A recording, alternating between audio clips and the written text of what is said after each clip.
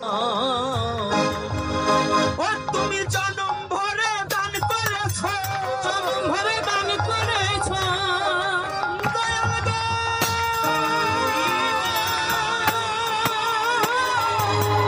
ও দয়াল গো,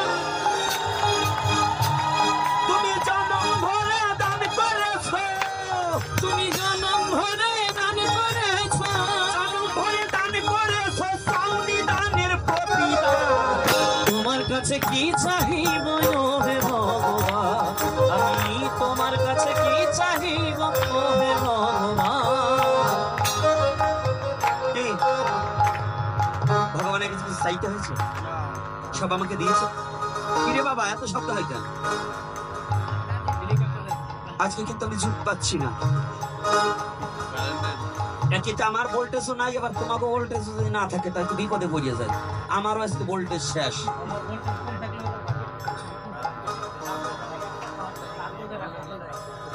এই জন্যই বলছিলাম আমার এখন এই মাদারীপুর নয়, এই ধারের কাছে 2-4 জেলার মতো কাজ আমাকে নিতে হইলে সুবলকে, সাতবারে সুবল ছাউন।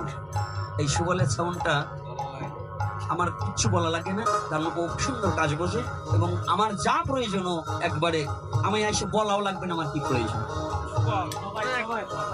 এটা ওর এখন আমার সাথে চলতে চলতে একটা অভ্যাসস্থ হয়ে গেছে। যাক, এ বাবারাও চেষ্টা করছে, কিন্তু না হইলে করব। আমার কপাল খারাপ, ওদের দোষ না, কপালটা আমার খারাপ। এইবার অহংকারে পরিপূর্ণ হয়ে উদ্ধাব। কি অহংকার! জয় শ্রী রাধে।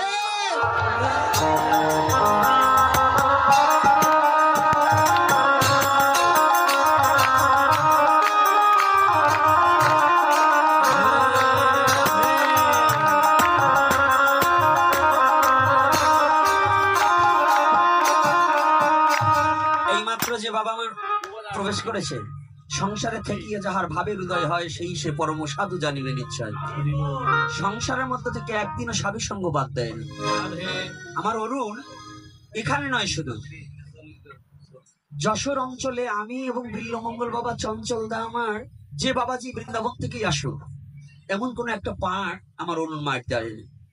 সব জায়গায় আছে। আর নিত্য পটিয়সী তো মহাপ্রভু আমার বাবাকে যে এত কৃপা করেছে যে মানে গৌরহরি গৌরীদাস পণ্ডিতের সাথে 14 ঘন্টা নৃত্য করেছিল।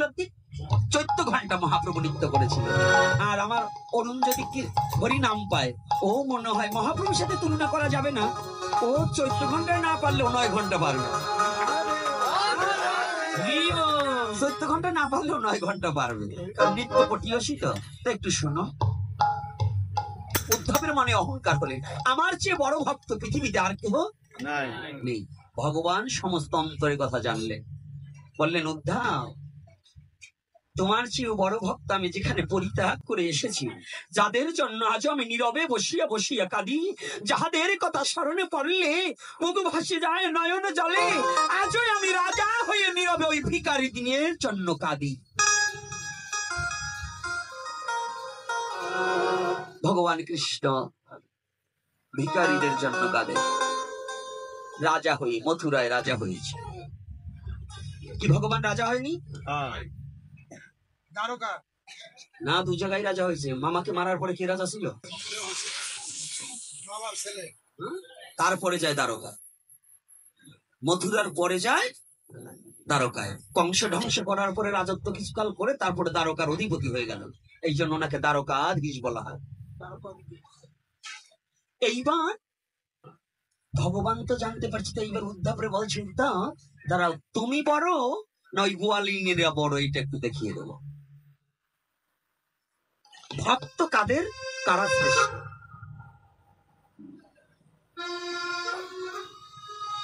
উদ্ধবকে বলছে, উদ্ধব, আমার না অনেক দিন হয় আমি প্রজে তো চাই না। প্রজে আমার মা যশোমতী এবং পিতা নন্দ মহারাজ আর ওই ভিখারিনীর দল, গোয়ালিনীর দল, তারা কেমন আছে একটিবার তুমি গিয়ে আমার ওই সংবাদখানা এনে পৌঁছিয়ে দাও।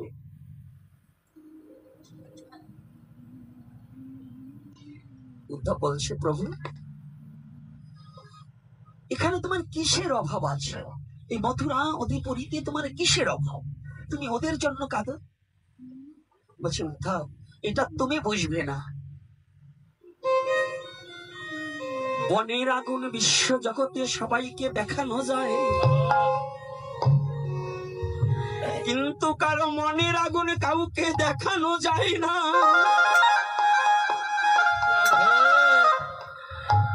আমি ব্রজকে ত্যাগ করতে পেরেছি, কিন্তু ব্রজাঙ্গনাদের ভাবনায় আজও আমি ত্যাগ করতে পারি না।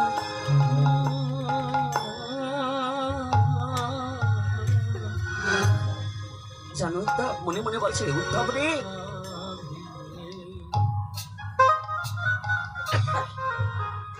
এই পৃথিবীর সবাই করে আমার চিন্তা,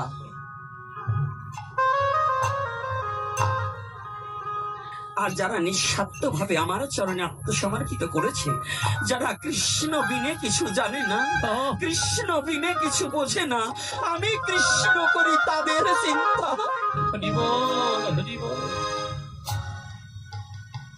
যে যথানাং প্রপদন্তে তমস্তৈব ভজম্যহম, যে যেভাবে আমাকে ভোজন, যে আমাকে সমস্ত কিছু দিয়ে ভজনা করে, আমিও সমস্ত কিছু দিয়ে তাকে ভজনা, আমিও তাকে ভজনা।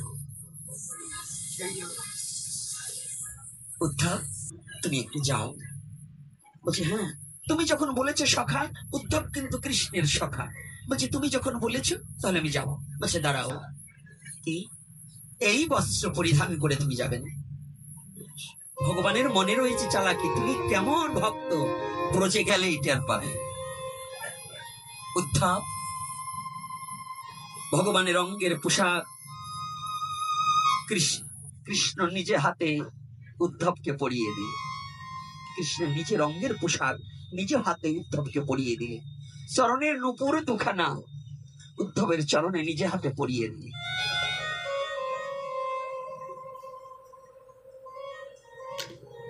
উদ্ধব একটা কথা শোনো, ব্রজে যাচ্ছ যাও, সাবধানে যেও। উদ্ধব মনে মনে চিন্তা করছে, আমি কৃষ্ণের সখার, উদ্ধবের চেহারাটা আর কৃষ্ণের চেহারাটা প্রায় এক, প্রায় এক। প্রায় কথাটা সংযোজন মানে কৃষ্ণের মতো না, প্রায় কৃষ্ণের মতো দেখা যায়।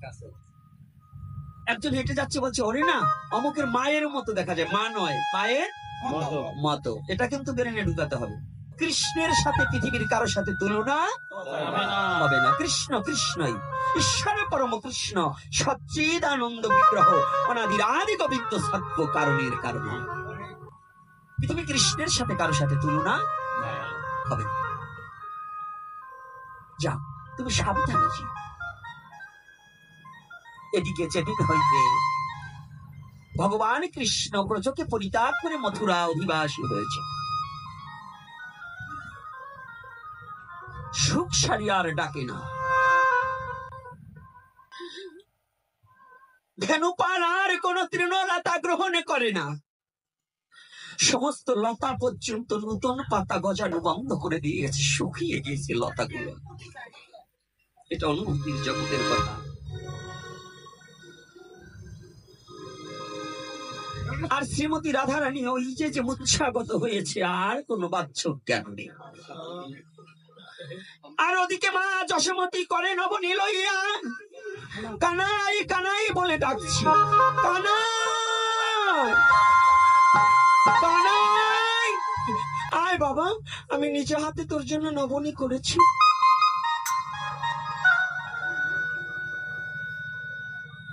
কানাই তুই কি জানিস না, এ জগতে তুই ভিন্ন, জগতে আমার আর কেহ নেই।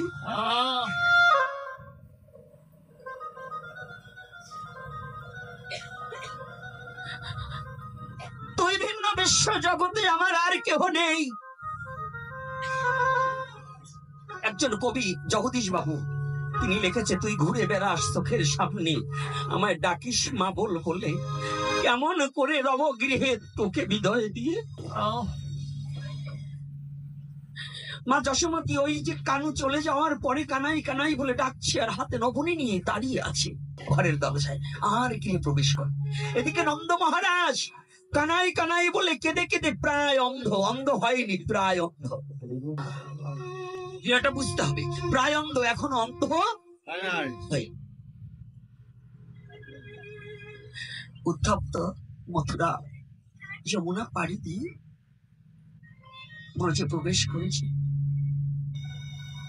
ব্রজে প্রবেশ করার সাথে সাথে দেখতে পায় ব্রজের একটা বৃক্ষেও পাতা নেই।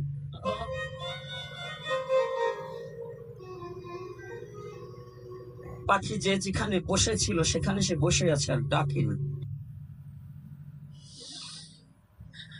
গাভীগুলো যে পথ দিয়ে গোপাল হেঁটে গিয়েছে, কানাই যে পথ দিয়ে হেঁটে গিয়েছে, ওই পথের দিকে তাকিয়ে গোপাল গোপাল তুমি ফিরে এসো, আমরা জীবনে তোমার চরণ বিহীন আর বাঁচতে পারবো না।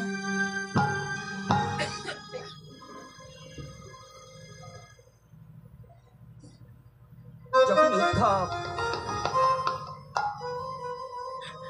ব্রজে প্রবেশ করেছে, হঠাৎ করে দূরে দেখতে পায় দুটি পাখি বসে আছে, সুখ আর শাড়ি। সুখ শাড়ি দুটি পাখি বসে আছে। উদ্ধব যখন ওই চরণের নূপুর পড়েছে, কৃষ্ণের চরণের নূপুর হেঁটে যাচ্ছে, চোখ বন্ধ অবস্থায় সুখ বলছে, ও শাড়ি শাড়ি, আজ আমাদের ভাগ্যাকাশে চাঁদ উঠেছে, আমাদের গোবিন্দ বোধহয় ব্রজে আবার ফিরে এসেছে। শাড়ি বলছে, কেমন করে তুমি বুঝলি? পশুকুলে পাখি কুলে জন্ম, কথাটা একটু অনুভূতির জগতে নিতে হবে। পাখি কুলে জন্ম। শাড়ি বলছে, তুমি কেমন করে বুঝলি?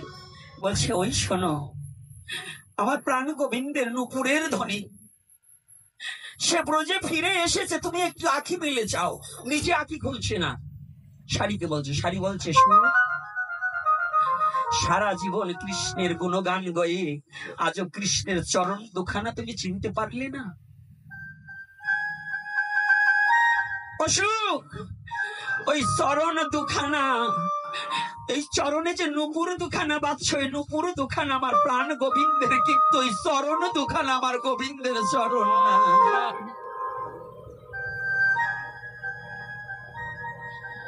যদি চরণ দুখানা আমার গোবিন্দের চরণ হতো, তাহলে যে ডালে বসে আছে এই ডালে আবার পুষ্প পারিজাত পুষ্পিত হতো।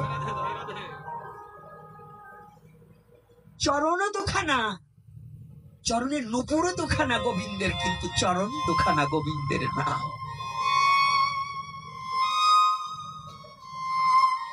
ভাবতে লাগে কষ্ট, ওই পাখি কিংবা মানুষ শ্রেষ্ঠ। ভগবানের লীলায় পাখি হয়ে আমার গোবিন্দের চরণ চিনলো, জানলো, কিন্তু আমি মানুষ হয়ে আজও আমার গোবিন্দের চরণে আত্মসমর্পিত করতে পারলাম না।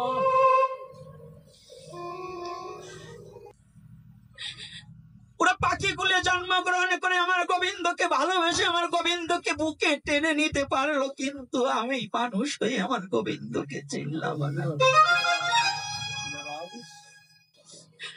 ওরা পাখি কুলে জন্মগ্রহণ করে গোবিন্দ বলে ডাকলেন, কিন্তু আমি একদিন কৃষ্ণ বলে ওরে ডাকলাম না।